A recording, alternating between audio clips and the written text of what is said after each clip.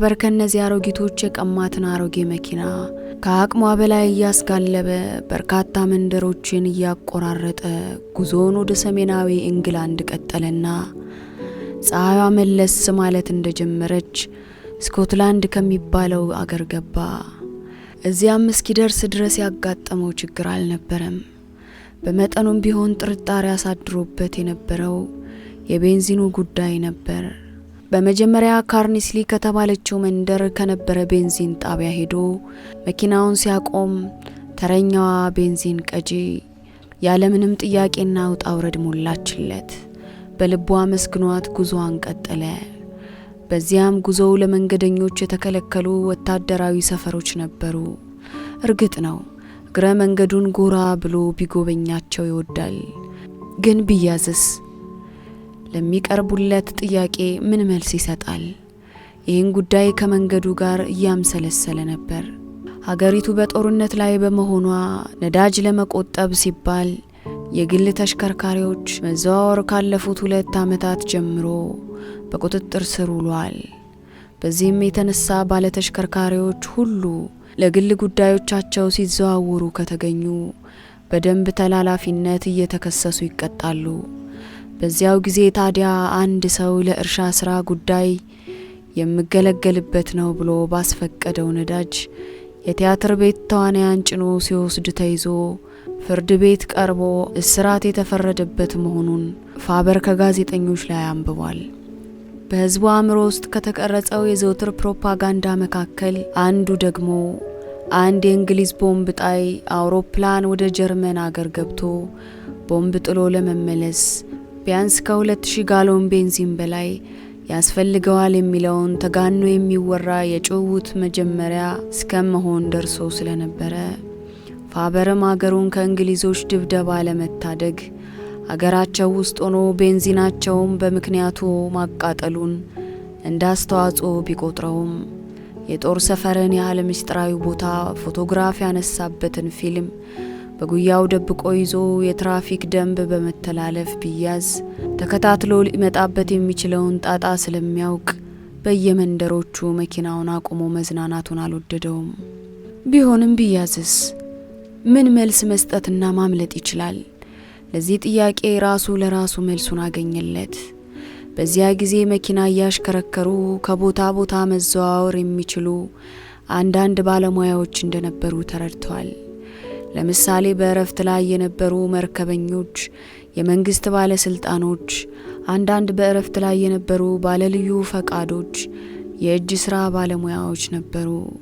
እርሱም የቴክኒክ ባለሙያ ተመስሎ ለሚይዙት ፖሊሶች አስረድቶ ሊያመልጥ እንደሚችል ብልሃት ፈለሰፈ። ኢንቨረንስ በተባለው ከተማ ከሚገኘው ፋብሪካዎች የአንድ ፋብሪካ የቴክኒክ ሰራተኛ መሆኑን ሊያሳምን እንደሚችል አመነበት። የፋብሪካውን ስም ቢጠይቁትም አንድ ስም ጠርቶ ምስጢራዊ ፋብሪካ መሆኑን ሊያስረዳ ይችላል። እሱ በሐሳቡ የፈጠረውን ፋብሪካ ስም ለማወቅ ደግሞ ብዙ ጊዜ ስለሚያስፈልግ ሊታመንም እንደሚችል ተማምኗል። ግን የዚያ ያልነበረ ፋብሪካ የቴክኒክ ባለሙያ ወይም አማካሪ የሆነ ሰው እንደዚያች ያለች ራሷን እድሜ ጨርሳ በተውሶ እድሜ የምትኖር መኪና ሊይዝ ይገባዋል? ከጥርጣሬ ላይ አይጥለውም ይሆን? ይህንም ነጥብ አተኩሮበታል። ያገኘለት መልስ ግን በጦርነት ወቅት ማንኛውም ነገር ሊደርስ ይችላል። በዚህ ተማመነበት። ለመሆኑ ለመያዝ የሚያደርሰውስ ምን ሊሰራ ቢገኝ ይሆናል? በዚህም ጥያቄ ላይ ራሱን አስጨንቆታል። ቤንዚን ለመቅዳት ወደ ጣቢያ ጎራ ሲል ሊታወቅ ይችል ነበር። በዚህ በኩል ችግር የለበትም፣ ቤንዚን ሞልቷል። ይሁን እንጂ የሀገረ እንግሊዝ ፖሊሶች እርሱን በማሳደድ ላይ ሲሆኑ አንዱ አስቁሞ ሊጠይቀው ይችላል። ፎቶግራፉን አግኝተዋል። አዎ ፎቶግራፉን፣ መልኩን አውቀውታል። ፊቱም ታይቷል። ያ ፊቱ። ከዚያ ሌላ ደግሞ የሚያከንፉትን መኪናም ቀለሟን፣ አይነቷን፣ የመለያ ቁጥሯን ይዘዋል። መንገድ ዘግተው እንደማይጠብቁትም ተማምኗል። ምክንያቱም በየአቅጣጫው እንደሚሄድ ሊያውቁ እንደማይችሉ በመገንዘብ ነበር።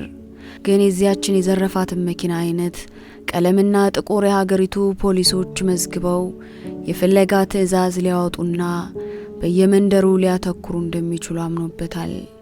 አንዳንድ ጊዜ ደግሞ ልቡ እንዳይሸበርበት የሚተማመንበት ምክንያት ትዝ ይለዋል። ከአውላላ ሜዳ ላይ እንኳ ፖሊሶች ቢያዩት ወዲያውኑ ሊይዙኝ አይችሉም፣ ፖሊሶች ባይስክል እንጂ መኪና የላቸውም ብሎ ዘና ይልና ወዲያው ደግሞ ሌላ ጥርጣሬ ይመጣበታል። የገጠር ፖሊሶች መኪና ስለሌላቸው ሊከታተሉት ባይችሉም በሬዲዮ አስተላልፈው በየአካባቢው ያሉትን የፖሊስ መኮንኖች አንጋግተው ሊደርሱበት እንደሚችሉ ይሰማውና ሽምቅቅ ይላል። ቢሆንም ፖሊሶች ቢከታተሉትም ደግሞ ያችን የአሮጊት መኪና ካልባሌ ቦታ ሸጉጦ ሌላ መኪና ሰርቆ አቅጣጫውን ለውጦ መፈትለክ እንደሚኖርበት ያምሰለስላል። እንዲያው ረፍተ ቢስ አምሮ አትረፍ ብሎት ይጨነቅበታል እንጂ የስኮትላንድ የገጠር መንገዶች ደግሞ ፖሊሶች ሳያዩት እያሽሎከሎኩ ወደ አበርዲን ሊያደርሱት እንደሚችሉ ደግሞ ገመተ። መኪናው አሮጌ በመሆኗ ከፖሊሶች ክትትል ልታወጣው አትችልም። ፖሊሶች ደግሞ የተቀላጠፉ ሾፌሮች መሆናቸውን ያውቃል። ስለዚህ መኪናዋን ትቶ በእግሩ እያዘገመ ከህዝቡ መካከል መግባትና ከዋና ዋና ጎዳናዎችና አደባባዮች ወጣ ብሎ መጓዝ እንደሚሻለው አመነበት። በታላላቅ ከተሞች ውስጥ ገብቶ መኪና ሰርቆ ቢሮጥም ደግሞ የመረጃ ድርጅት ሊከታተለው የሚችልበትን ምልክት ማስቀመጥ እንደሚሆንበት እያመነበት በመሄድ ሐሳቡን ከአእምሮ ማስወጣት ተገደደ።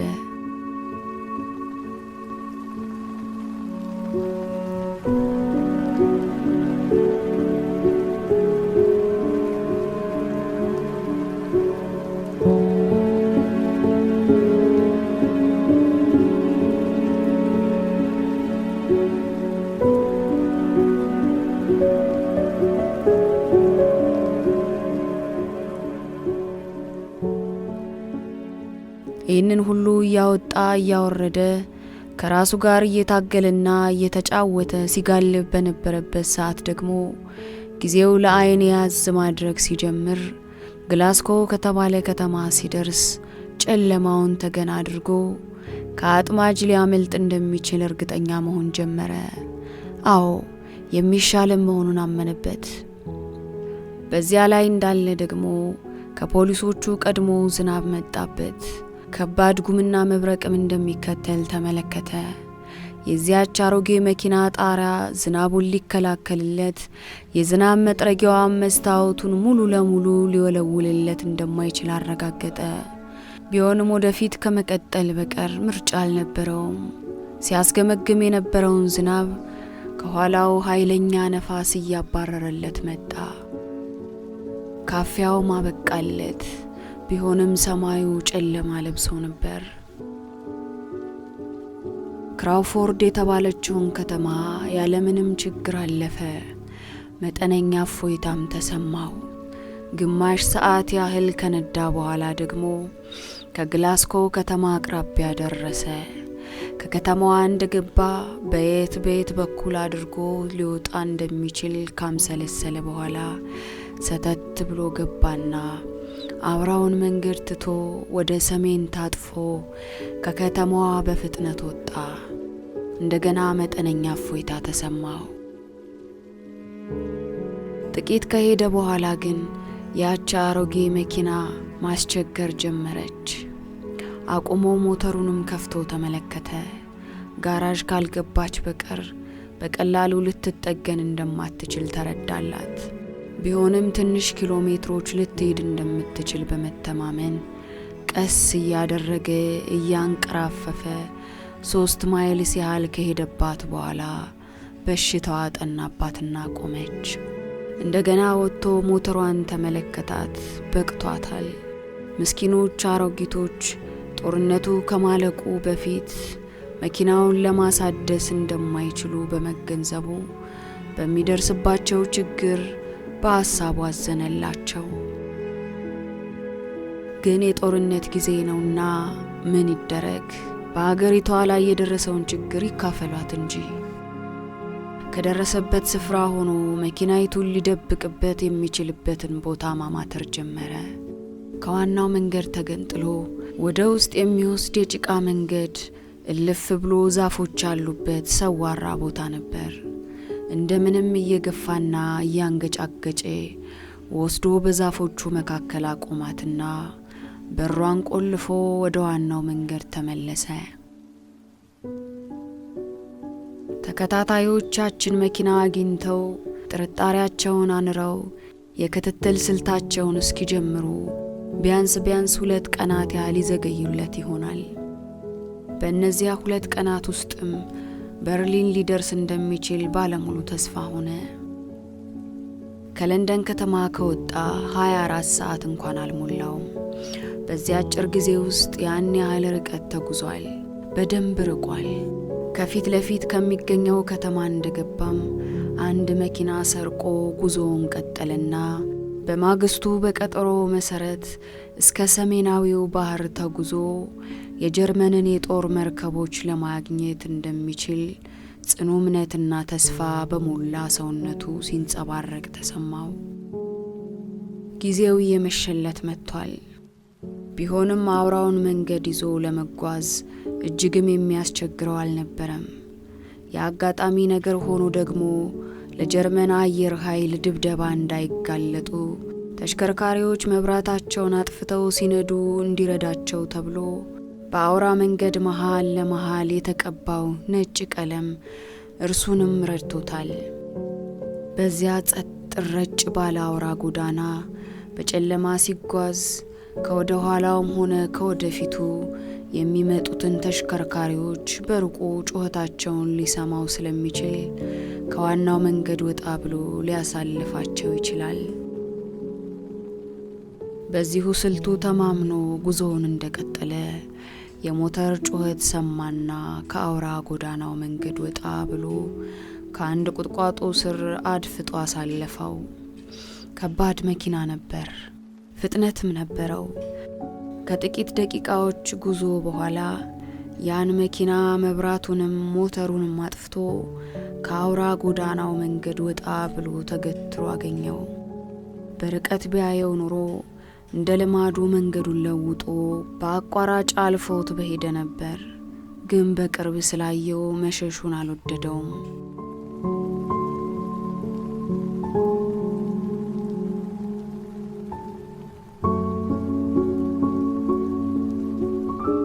ሊያስጠረጥረው እንደሚችል ገባው። ቢሆንም በቀጥታ ወደ መኪናው ከመቅረብ ከደረሰበት ስፍራ ቆሞ ሲያምሰለስል ከመኪናው አጠገብ የቆመው ባትሪ አብርቶ በዚህ አካባቢ ሰው አለ እንዴ ብሎ ጠየቀ። ችግር ደረሰብህ እንዴ ብሎ ፋበር ወደ ፊቱ ሄደ። የባትሪውን ብርሃን ከላዩ ላይ በራበት። አዎ አንድ ችግር አጋጥሞኛል አለው ሰውየው። የባትሪው ብርሃን ከፋበር ላይ ተነስቶ ወደ መንገድ በራ። በባትሪው ብርሃን ውጋገን ያ ሰውዬ ታየው። በመካከለኛ እድሜ ላይ የሚገኝ ባለ ሪዝ አዛውንት ነበር። በአንድ እጁ መፍቻ ይዟል። ፋበር እንደደረሰ ተከፍቶ ወደ ነበረው የመኪናው ሞተር ቀረብ ብሎ ምንድነው የሆነው ብሎ ጠየቀው። እንዲሁ ሞተሩ ቀጥ አለብኝ። ደህና ሲሮጥ የነበረ መኪና ደርሶ ጸጥ ሲል አያስገርምህም? እኔ ደግሞ የመካኒክ ጣጣ እጅግም አይሆንልኝም አለና ባትሪውን እንደገና ከፋበር ላይ አብርቶ አንተስ መሞከር ትችል ይሆን ብሎ ተስፋ በቆረጠ አነጋገር ጠየቀው። መሞከርስ አያቅተኝም አለና ፋበር ባትሪውን ተቀብሎት ወደ ሞተሩ ወጣና መቼም የተለያየ ብረት ወይም ገመድ ሳይሆን አይቀርም ብሎ ሞተሩን በባትሪ መፈተሽ ጀመረ። እንደገመተው የተለያዩ ሽቦዎች አገናኘና አገጣጥሞ በልስቲ የሞተሩን ቁልፍ ከፍተህ ለማስነሳት ሞክር አለው። ያ ተገትሮ የነበረው መኪና መደንፋት ሲጀምር ታላቅ ችሎታ የታደልክ ሰው ነህ፣ በልና ተሳፈርና እንሂድ አለው አሽከርካሪው አዛውንት። የፋበር አእምሮ ግን በሌላ ሐሳብ ተጠመደ። ምናልባት የመረጃው ድርጅት ያዘጋጀው ወጥመድ ይሆን? ይህ ሊሆን እንደማይችል ደግሞ ማምሰልሰል ጀመረ። በመጀመሪያ ነገር የት እንደደረሰ ለማወቅ አይችሉም። ቢያውቁ ኖሮ ግን እንደዚያ ለምን ያቆላምጡታል? 20 በሚሆኑ ፖሊሶችና በበርካታ ተሽከርካሪዎች አካባቢውን አስከብበው ያችን መዘዘኛ ጩቤውን ከአፎቷ አስወጥተው እንዲወረውራት በጠመንጃ አስፈራርተው ሮጠው ተረባርበው ጠላልፈው ሊወስዱት ይቻላቸው የለም? በዚህ አመንበትና ግብዣውን ተቀብሎ ከመኪናው ውስጥ ገባ። አዛውንቱ ሾፌር መኪናውን አስጓርቶ ጉዞውን ሲቀጥል ፋበርም በአቀማመጡ መዝናናት ጀመረ። በነገራችን ላይ እኔ ሪቻርድ ፖተር እባላለሁ አለ ሾፌሩ። እኔም ጄምስ ቤከር እባላለሁ አለ ፋበር በቦርሳው ውስጥ የያዘውን መታወቂያውን አስታውሶ። አንተ ከመጣህበት አቅጣጫ ነው እኮ የመጣሁት፣ እንዴት ሳላይህ አለፍኩ? አለ ሾፌሩ። አዎ ላተኝ ትችላለህ። የተፈጥሮ ግዴታዬን ለመፈጸም ከዋናው መንገድ ወጣ ብዬ ወደ ቁጥቋጦዎች ስር ዘወር ብዬ ነበር፣ ለተፈጥሮ ጥሪ መልስ ለመስጠት ብሎ ፈገግ አለ ፋበር። ከሩቅ ቦታ ነው የመጣኸው? ብሎ ሾፌሩ ሲጃራ ከኪሱ አውጥቶ ጋበዘው። ሲጃራ አልወድም፣ ስለ ደግነትህ ግን አመሰግናለሁ። የመጣሁበትም ከለንደን ነው አለ ፋበር። ከዚያ ጀምረህ አሽከርካሪዎችን እያስቸገርክ ነው? አይደለም፣ መኪናዬ የደንብራ ስደርስ ተበላሽታብኝ ነው፣ ግን መለወጫ ዕቃ በመታጣቱ ጋራዥ ውስጥ ገትሬያት መጣሁ አለ። ኦ ከባድ ችግር ደርሶብሃላ? ታዲያ እኔ የምሄደው ወደ አበርዲን ስለሆነ ከፈለክበት ቦታ ድረስ ላደርስህ እችላለሁ አለ ሾፌሩ። ፋበር የሚመኘው አጋጣሚ ነበር። ለሴኮንዶች ዕድሜ ያህል አይኖቹን ጭፍን አድርጎ የስኮትላንድን ካርታ ሲያምሰለስል ቆይና አመሰግናለሁ፣ የሚሄደው እንኳ ወደ ባንፍ ነው፣ ግን አበርዲን ከደረስኩ በቂ ነው። ከዚያ በኋላ ደግሞ ሌላ ዘዴ እፈልጋለሁ። ግን አበርዲን ውስጥ የተከለከለ ስፍራ ይኖራል? አለ ፋበር። የባህሩ ክልል ብቻ ነው የተከለከለው። የሆነ ሆኖ ግን በእኔ መኪና ውስጥ እስካለህ ድረስ በዚህ ነገር አትጨነቅበት። የጥበቃው ቡድን አባል ነኝ፣ ገባህ? አለ ሾፌሩ። ነህ እንዴ? ግን ዋናው ስራህ እሱ ነው አለና ፋበር ፈገግ አለ። ዋናው ስራዬ እንኳ አይደለም፣ ጉዳይ አስፈጻሚ ብጤ ነበርኩ። አሁንም በግማሽ ተጧሪነት ላይ ነኝ። በልብ ድካም የተነሳ እረፍት ሰጥተውኛል አለ ሾፌሩ። ፋበር ሐዘኔታውን በለሆሳስ አነጋገር ገለጸለት። ለመሆኑስ ወደ ባንፍ ለምን ጉዳይ ነው የምትሄደው? መሐንዲስ ነኝ። አንድ ምስጢራዊ ፋብሪካ ስላለ ለሥራ ጉዳይ ነው የሚሄደው። ኦ ገባኝ፣ አወኩት። ዝርዝሩን መስማቱ አያስፈልግም፣ ይበቃኛል። ከዚያ በኋላ ዝምታ ሆነ። ሾፌሩ አካባቢውን በሚገባ የሚያውቀው በመሆኑ መብራቱን አጥፍቶ ያለ ችግር ያን ከባድ መኪና ያከንፈዋል። በርካታ መንደሮችንም እያለፉ በረሩ። የደከመህ ትመስላለህና እንዳትተኛ አስቸገርኩህ መሰለኝ። ቀስ ብዬ እነዳለሁ፣ ለመተኛት ሞክር አለ ሾፌሩ። አመሰግናለሁ። አዎ እንቅልፌ መጣሁ ማለት ጀምሯልና እተኛለሁ ብሎ ፋበር አይኖቹን ጨፈነ። ወዲያውም ደግሞ ቅዠት ቢጤ ይተናነቀው ጀመር። ሬዲዮኑን በጀርባ ዋዝሎ ከአንድ የከሰል መጫኛ መኪና ላይ የተሳፈረ ይመስለዋል። ታዲያ በዚያ መኪና እንደተጫነ ዋተርሎ ከተባለው ባቡር ጣቢያ ይገባል። ከመኪናው ሲወርድ በዚያ ጣቢያ የነበረው መንገደኛውም ፖሊሱም የእርሱን ፎቶግራፍ ይዘው እርስ በርሳቸውም እየተገለማመጡ እርሱን የሚፈልጉ ይመስለዋል። እርሱም ከጣቢያው ሊወጣ ሲል ትኬት ቆራጩ ጠጋ ይልና ይህ ፎቶግራፍ ያንተ አይደለም ሲለው ፋበር ከድንጋጤው የተነሳ መንቀሳቀስም ሆነ መናገር ያቅተዋል። ፎቶግራፉን ይመለከትና የራሱ መሆኑን ተረድቶ ለማምለጥ ይሞክራል። ግን ወደ ሞት አፋፍ መቅረቡን ያውቅና ይሸበራል። የሚገደለውም በዚያ ትኬት ቆራጭ እጅ መስለውና ሲርበተበት ቆይቶ እንደተኛ ለመሞት ሲል ይተኛል። ግን ትኬት ቆራጩ ሊገድለው ይፈልግና ከተኛበት ደርሶ በል ተነስ እንጂ ተነስ እያለ ሲቀሰቅሰው ይነቃል። ግን ተኝቶ የነበረው በዋተርሎ ባቡር ጣቢያ ሳይሆን በሪቻርድ ፓርተር መኪና ውስጥ መሆኑን ይረዳል። የቀሰቀሰውም ሹፌሩ ነበር። እንደነቃም ደንግጦ ጩቤውን ሊመዝ ሞክሮት ነበር። ግን ያ ሾፌር የእርሱን ንጹህነት እንጂ ወንጀለኝነት የተጠራጠረ ያለ መሆኑን ተገንዝቦ ጩቤውን ሳይመዘው ቀረ። ተዝናንቶም ተቀመጠ። ስትነቃ ቀልጣፋ ነህ። ልክ እንደ ወታደር ነው ቀልጣፋነትህ። ይኸውልህ አበርዲን ገባን አለ ሾፌሩ። ፋበር በንጋቱ ጋጋን ሾፌሩን ተመለከተው። እንደ ወታደር ነህ ስላለው ደግሞ ተጠራጠረው። የፖሊስ አባል መሆኑን አውቋል። ምናልባት ወታደርነትን የጠቀሰው እርሱም ወታደር ስለሆነ ይሆናል ብሎ ገመተለት። አለባበሱም ባለጠግነቱን ነግሮታል። ሰውነቱም ያልተጎሳቆለ መሆኑን ተገንዝቦታል። ስለዚህ በጥርጣሬ ተገፋፍቶ መግለጫውን ተወት አደረገውና በመኪናው መስኮት ከተማውን እየቃኘ ጤና ይስጥልኝ ብሎ ሰላምታውን አቀረበላት። በጠዋት ወደ የስራቸው የሚገቡ ሰዎች በአውራ ጎዳና መንገዶቹ መገስገስ ጀምረዋል። እነርሱ ወደሚሄዱበት አቅጣጫ የሚያዘግሙም ነበሩ። እነዚያም ሰዎች አሳጥማጆች መሆናቸውን ፋበር አውቆላቸዋል። እንግዲህ ወደ ቤቴ ጎራ ብለህ ተጣጥበህ ቁርስህን በልተህ ጉዞህን ለመቀጠል ፈቃደኛ ከሆንክ በደስታ አስተናግድሃለሁ አለው ሾፌሩ። በጣም ደግ ሰው ነህ፣ አመሰግናለሁ። ግን እንዴ ይህ ደግሞ ውለታህ ሊሆን ይችላል? አንተ ባትረዳኝ ኖሮ እኮ ይህን ጊዜ እዚያው ተገትሬ ያድሬ ነበር አለ ሾፌር። አይ እኔ እንኳ እዚያው ታድር ነበር ብዬ አላስብም። የሆነ ሆኖ ግን ቅሬ የማይልህ ከሆነ ጉዞዬን ብቀጥል እወዳለሁ አለ ፋበር በትህትና። እንግዲህ አማ ከከተማ ወጣ ብዬ ላውርድህና ወደ ባንፍ የሚወስድህ መኪና ለማግኘት ብትሞክር ይሻላል አለው። ይህ ይልቅ ትልቅ እርዳታ ነው። ከጥቂት ጊዜ በኋላ ሹፌሩ መኪናውን ከመገንጠያ መንገድ ዳር አቆመና ይኸውልህ እንግዲህ ከዚህ ውረድ አለው። እዚህ ድረስ ስላደረስከኝ አመሰግናለሁ ብሎት ሲሰነባበቱ እኔም ካንተ ጋር በመገናኘት ተደስቻለሁ። መልካም ጊዜ ይሆንልህ አለ ሾፌሩ።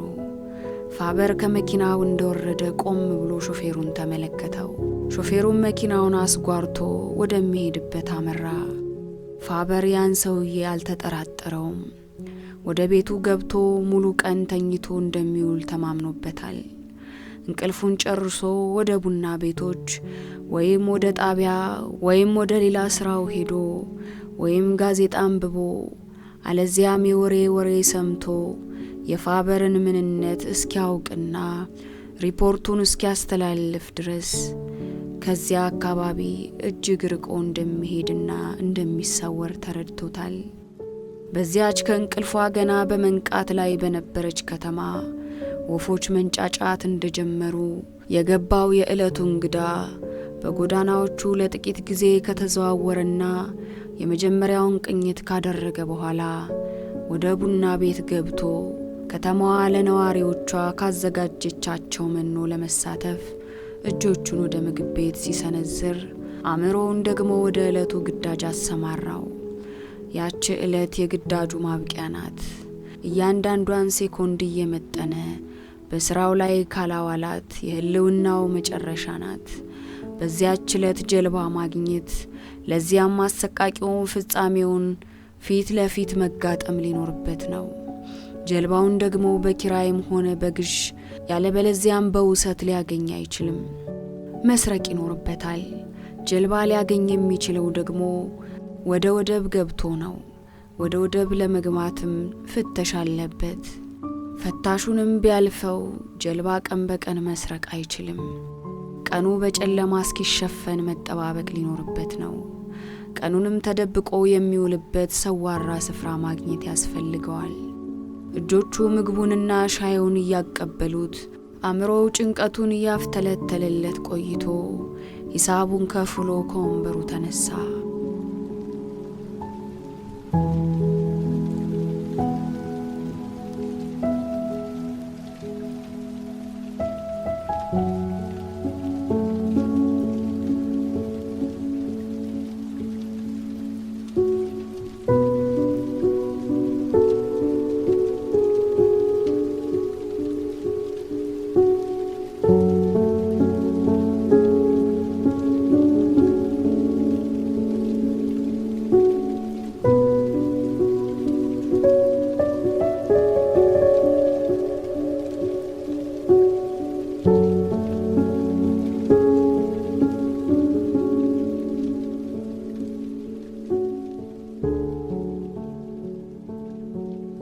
ከተማይቱ በሙሉ ኃይሏና ሙቀቷ የዕለቱን ተግባሯን ለመጀመር 1 እና 2 ሰዓት ይቀራታል። እነዚያ ሰዓቶች ደርሰው የዕለቷ ፀሐይ ሙሉ ብርሃኗን ከመለገሷና ሰውና ሰው አይን ለአይን ከመፋጠጣቸው በፊት ቀኑን ሙሉ የሚደብቀው ስፍራ ለማግኘት አሰሳውን ጀመረ። ወደ ወደቡ ሄደና ዙሪያውን እያንዣበበ በሁኔታው በሩቁ ጥናት ጀመረ። ጥበቃው ጠበቅ ያለ ይመስላል። ጠባቂዎቹን አልፎ ወደ ውስጥ ለመግባት ከቻለ እርሱን ደብቀው የሚውሉ ስፍራዎች መኖራቸውን ተገነዘበ። የባህሩን ዳር ይዞ ወደፊት እያዘገመ ሄደ። የመዋኛው ቦታ አሸዋና ዋናተኞቹ ያስደስታሉ። 2 የሽርሽር ጀልባዎች ከባህሩና ከወንዙ ማጋጠሚያ በኩል ተቀይደው ቆመዋል። ሁኔታቸው ማረከው። ለእቅዱ ተስማሚዎች ናቸው፣ ግን ነዳጅ ሊያገኝላቸው አይችልም። ጠቆርቆር ያለ ከባድ ደመና ድንገት ደርሶ አካባቢውን አደበዘዘው። ከባህሩ ፊት ለፊት ከሚገኘው ሆቴል ውስጥ የነበሩ ሰዎች ወደ አሸዋማው መዋኛ እየወጡ መሰጣት ጀመሩ። የሚጠባበቁትም የፀሐዩን ሙቀት መሆኑን ፋበር አውቆላቸዋል። ሊያገኟትም እንደማይችሉ ገምቷል። አዎ፣ የመዋኛ ስፍራ አስተማማኝ መሸሸጊያው ሊሆንለት እንደሚችል ተማመነበት። ፖሊሶች የባቡርና የአውቶቡስ ጣቢያዎችን እንጂ ከተማዋን ሙሉ በሙሉ ሊፈትሿት እንደማይችሉ ተማምኖበታል። ሆቴሎችና የእንግዶች ማረፊያ ቤቶችም ከፖሊሶች ትኩረት አያመልጡም። የመዋኛ ቦታዎችን ግን እምብዛም አያስቸግሩ ይሆናል። ስለዚህ ያችን ዕለት በዚያች የመዋኛ ስፍራ ውስጥ ራሱን ደብቆ ለመዋል እንደሚችል ተረዳው። በአንድ የመዝናኛ ወንበር ላይ ተቀምጦ የፀሐይ ብርሃን አባሮ ጨለማው እስኪስተካከልለት መጠባበቅ ይችላል።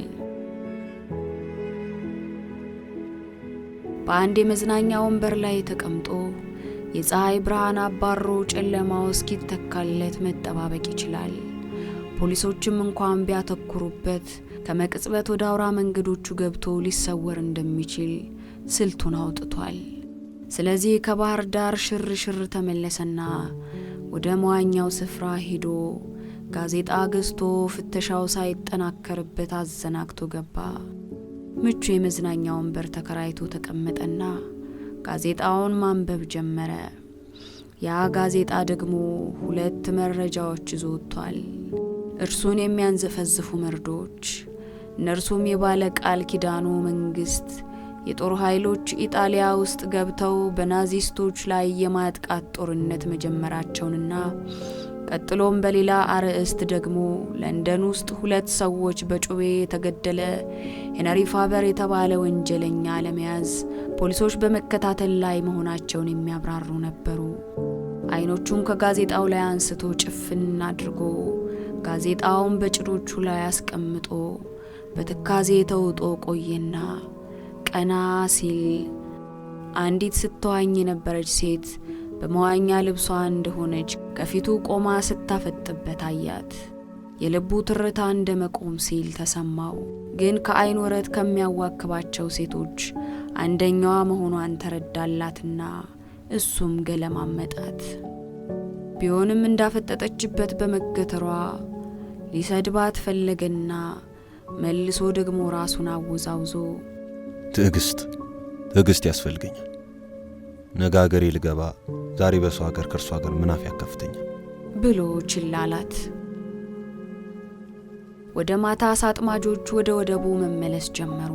ፋበርም ተጎልቶበት ከዋለው ወንበር ተነስቶ በቀስታ እርምጃ ጀልባዎቹ እየተቀየዱ ወደሚቆሙበት አቅጣጫ ማዝገም ጀመረ። በ2 ጀልባዎችም ላይ አይኑን ጣለ። አሳጥማጆች ከዋሉበት ውለው ወደ ወደቡ እንደተመለሱ ኮተታቸውን እያወረዱ ጎህ ሲቀድላቸው ደግሞ ጉዞአቸውን በፍጥነት ለመጀመር ሲሉ ጀልባዎቻቸውን ነዳጅ እየሞሉ ያቆማሉ። ፋበር ይህን ባህላቸውን አጥንቶታል። በዚያች ዕለትና ሰዓት አይነ ህሊናውን ከማረኩት ጀልባዎች አንደኛዋን ባለቤቷ ነዳጅ ሞልቶ ቀይዷት እስኪሄድለትና ጊዜውም ለዓይን መያዝ እስኪጀምርለት እየተንጎራደደ ቆየና አመቿ ደቂቃ ስትደርስለት ከዚያች ጀልባ ላይ ዘሎ ገባ። ከጀልባው ውስጥ ሆኖ ለ10 ደቂቃዎች ያህል ጸጥ ብሎ ቆየና ሞተሩን አስነሳ። መልሶ ጸጥ አለበት። ልቡም አብሮ መቆም ጀመረ። እንደገናም ደጋግሞ ሲሞክረው ተነሳለትና ጉረመረመ። ከዚያ በኋላ ቅይዷን ሁሉ ፈቶ ወደ ትልቁ ባህር ይዟት ገባ። ሰማዩ ጥቁር ብርድ ልብሱን ዘርግቶ አካባቢውን ሸፍኖታልና ማንም ጠባቂ ወይም ተመልካች በአይኖቹ ጨረር እንደማይወጋውም ባለሙሉ ተስፋ ሆኗል። ያ ታላቅ ባህር በማዕበል ሳይናጋ ጉዞውን ቀጥሎ የጀርመን ጠላቂ የጦር መርከቦች እስከሚደርሱበት አካባቢ ለመድረስ እንደማይሳነው በማስታወስ የደስታ ስሜት ሰውነቱን ወረረው። በጀልባ ውስጥ ባገኘው የአቅጣጫ ማመልከቻ ወይም ኮምፓስና ካርታ እየተመራ ወደ ጥልቅ የባህር ክልል ሲቃረብ የባህሩ ጸጥታ መታወክ ጀመረ። ያችን አነስተኛ ጀልባ እያዘለለ መልሶ እያፈረጠ ሊውጣት ተቃረበ። ከጀርመን የጦር ጀልባዎች ጋር በሬዲዮ ለመገናኘት ብሎ ያችን ኃይለኛ የምስጢር ሬዲዮኑን ከአልባሌ ሻንጣው አውጥቶ ከፈተና ጥሪ ማስተላለፍ ጀመረ። ግን ምንም መልስ አላገኘም። የባህሩ ማዕበል እያየለ ጀልባዋን እንደ ፈረስ ደንገላላ እያስጋለበ ያዋክበው ጀመር። ከዚያ ላይ ደግሞ ጥቅጥቅ ጨለማ ያን ሰፊ ጥቅጥቅ ባህር ሊውጠው ተቃረበ። ፋበር ከፊት ለፊቱ ምን እንዳለ ማየት እየቸገረው ሄደ።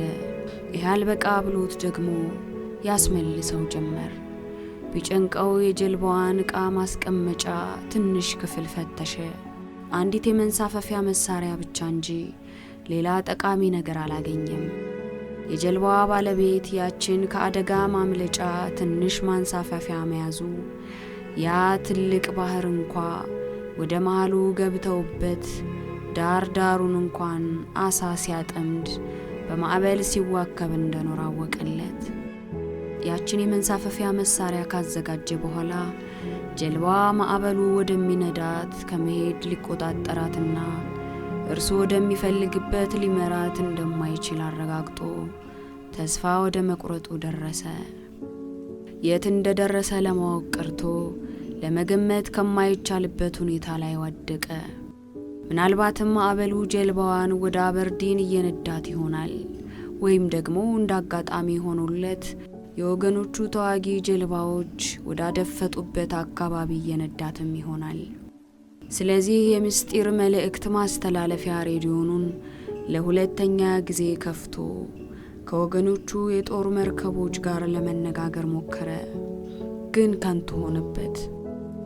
የጀልባዋን ነዳጅ መቆጠብ ፈለገና ሞተሩን አጠፋው። ከዚያ በኋላ ጀልባዋ ጨርሳ አቅመ ቢስ ሆነችበትና ወደ ሰማይ የነጠረች በግንባሯ መደፋት ጀመረች። ውሃውም ወደ ውስጥ መግባት ጀመረ። ቢጨንቀው ሞተሯን እንደገና ለማስነሳት ደጋግሞ ሞከረ። ግን ሞተሩም ለገመና ጸጥ ለጥ አለበት። ሞተሩን በማጥፋቱ ራሱን እየረገመ ከጀልባ ወለል ላይ ወድቆ የጀልባዋን ምሰሶ ጥርቅም አድርጎ ይዞ የሚደርስበትን መጠባበቅ መረጠ። በዚያ ላይ እንዳለ ደግሞ እንደ እንቅልፍም ሸለብ ያደርገውና ያቺ በመዋኛው ቦታ ከነዋናዋ ልብሷ ቀረብ ብላ ስታተኩርበት የነበረችው ሴት እጇን ዘርግታ ልታቅፈው ወደ እርሱ ቀረብ ስትልበት ቆይኝ፣ አሁን አይደለም ታገሽኝ ይልና ሊመልሳት ይሞክራል። ስትርቅበት እንደገና ሊቀርባት ይፈልግና ምሰሶውን ለመልቀቅ ሲሞክር አንድ የተሰወረ ድምጽ ምሰሶውን ከለቀቅ እርሷም ትርቃለች ሲለው ብንናለ።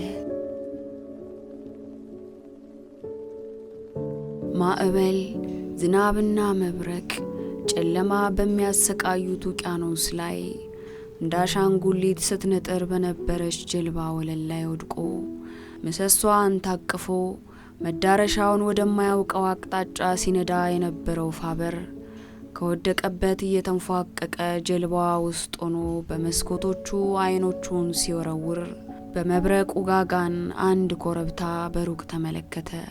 ከዚያ በኋላ ወደ መሬት የመቃረቡ ተስፋ ከድካሙ እያጽናናው መጣ።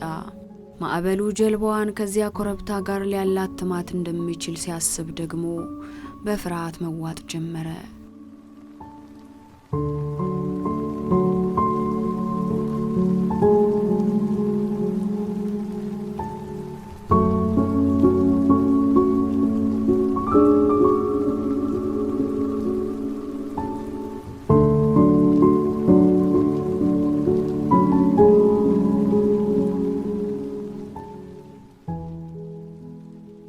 ሞተሯ ጠፍቶ ጉልበቷ የደከመች ጀልባ ወደዚያ ኮረብታ ከተቃረበች በመጀመሪያ ከመሬት ጋር እንደምትላተምና በትንትኗ እንደሚወጣ ተረድቶታል።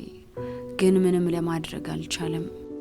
በመንሳፈፊያው መሳሪያ ተጋብቶ ሕይወቱን ለማትረፍ ቢሞክር የት እንደደረሰ ወዴትም ለመሄድ እንደሚችል ስለማያውቅ ከጠላቶቹ እጅ ሊወድቅ እንደሚችል በማመን በጀልባዋ ላይ እንደሆነ ጀልባዋ ከመሬት ጋር ተላትማ ከድንጋይ ላይ እንደወደቀ እንቁላል ስትፈጠፈጥ አብሮ መፈጥፈጡ እንደሚሻል መረጠ። ሌሊቱን ሙሉ እንደዚያ ሲንገላታ አድሮ ጎህ መቅደድ ሲጀምር ወደዚያ በሩቅ ሲመለከተው ወደ ነበረ ኮረብታ ጀልባዋ መቃረቧን አይቶ ልቡ ዳንኪራ ይመታበት ጀመር። ያ ኮረብታ የባህሩ መጨረሻ ይሆን ወይንስ ደሴት? የእንግሊዝ የመረጃ ሰራተኞችስ ወጥመዳቸውን አልዘረጉበት ይሆን?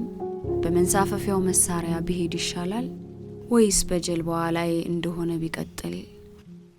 ይህም ባደርግ ይሻላል ብሎ ሊወስን ከማይችልበት ጭንቅ ላይ ወደቀ። በመካከሉ የሬዲዮ ግንኙነት ለማድረግ ሞከረ። በነፋስና በነጎድጓድ የተዋጠ ምልክት ሰማ፣ ግን መልሶ ጠፋበት። በዚያ ላይ እንዳለ ጀልባዋ ከስሯ ከቋጥኝ ጋር ተጋጨችና ወደ ኋላዋ ተመልሳ ተደፋች። ውሃም በብዛት ገባባት። ፋበር ተሽቀንጥሮ ከባህሩ ላይ ወደቀ። ውሃው የጀልባዋን ስብርባሪ ሲያንሳፍፈው እርሱም ደመነፍሱን ተጠመጠመበት። ጥቂት ጊዜ እየተንገላታ ከተጓዘ በኋላ በመብረቁ ጋጋን እንደ ወደብ የሚመስል ድልድይ ተመለከተና ውሃ ውስጥ ከመሞት ለጥቂት ጊዜ እንኳን ቢሆን መሬት ረግጦ ከመሬት ላይ መሞቱን መረጠና በመጨረሻ ትንፋሽ እየዋኘ ወደዚያ ወደብ መሰል ድልድይ መንሳፈፍ ጀመረ። ማዕበሉ የጀልባዋን ስብርባሪ ወደ የፈለገበት አቅጣጫ እየነዳ ሲወስድ ፋበርም ከብዙ ድካም በኋላ ከዚያ ወደብ መሰል ድልድይ ደርሶ እንደምንም እየተሳበ ከባህሩ ወጥቶ ከድልድዩ ላይ ወጥቶ ተዘረረ። በዚያው እንደወደቀ ቆይቶ ነቃ። ከዚያ ወደብ ጥቂት ፈቀቅ ብሎም አንዲት ጎጆ ተመለከተ። ሰዎች እንደሚኖሩባት ማረጋገጠና ራሱን ራሱ እየጎተተ እየወደቀና እየተነሳ ወደዛች ቤት ሄዶ ከጎጆዋ በር ደረሰ።